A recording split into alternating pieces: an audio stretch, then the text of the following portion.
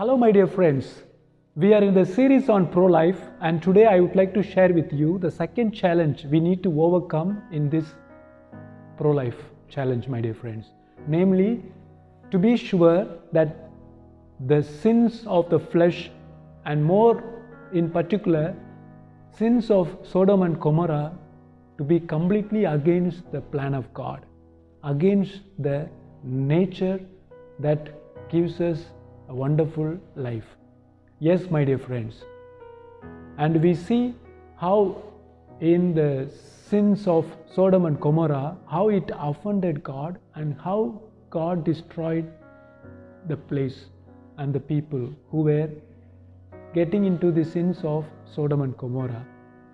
And today in this modern world, there are so many reasons why these tendencies are in people, but we have to be very clear that they are painful for God because they are against the nature.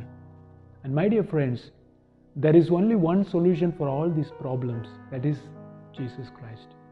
Jesus is the only solution for all the Sodom, Gomorrah and sinful tendencies on the flesh, my dear friends.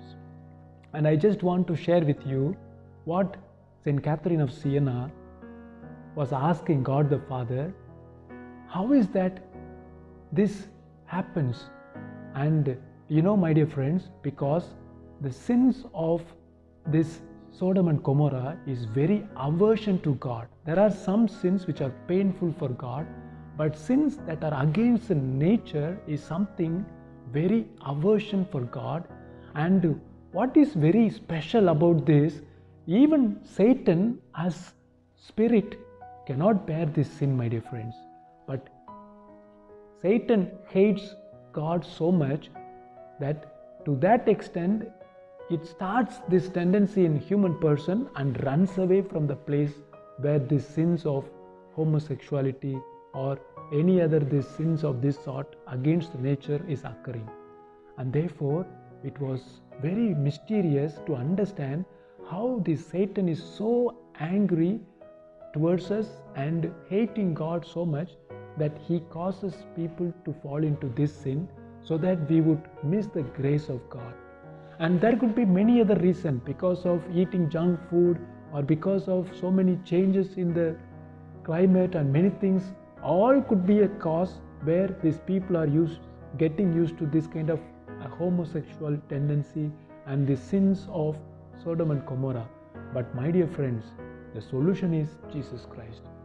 And there was a person who had the habit of smoking, but then he came into Christ, accepting Christ and doing wonderful work.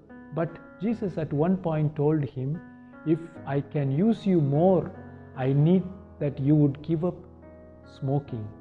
And this person with sincerity, yes Lord, I would give up, I would try. Then he wanted to stop smoking, but my dear friends, the moment he decided, the next day he started to smoke more than normal. He was smoking 2-3 pockets every day, and then he came to Jesus telling, Lord, you see, I wanted to give up, but it became more difficult than before. Then Jesus told him, when you have the tendency, when you have the temptation to smoke next time, tell yourself that I am a non-smoker. And that was the key word that Jesus told him, my dear friends. And this man of God, after that, whenever he was tempted to smoke, he said, I am a non-smoker. And he went to the office for the work, and the friends were offering him cigar. And you know, my dear friends, I am a non-smoker, he said. And the friends were shocked. Yesterday only you were smoking, and today you say you don't smoke. We know you. And that was yesterday. I am a teetotaler from today, he said. And my dear friends, after that he never smoked. And Jesus told him later, I created you, I knew you, and you were created as a perfect being. Yes, my dear friends, God has created us in perfection. And therefore, it is He who created us has the solution for every problem that we face. It is He who hurt us, and therefore He who will also put us medicine, my dear friends.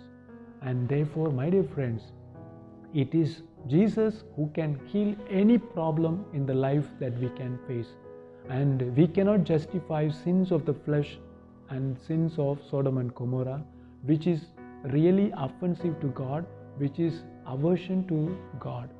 And in this case also, we see how so many people are challenged today. Even I have seen that a testimony of a young man who was having this homosexual tendency, but believing in Jesus, he overcame, he shared, my dear friends. So today, that is not an escapism to go by the emotions and go by the human urge, but rather we should be very clear, my dear friends, that when it is not pleasing God, we should overcome these difficulties. And therefore this we are clear today. Whatever happens, this is not pro-life orientation. Life that produces God's fruit.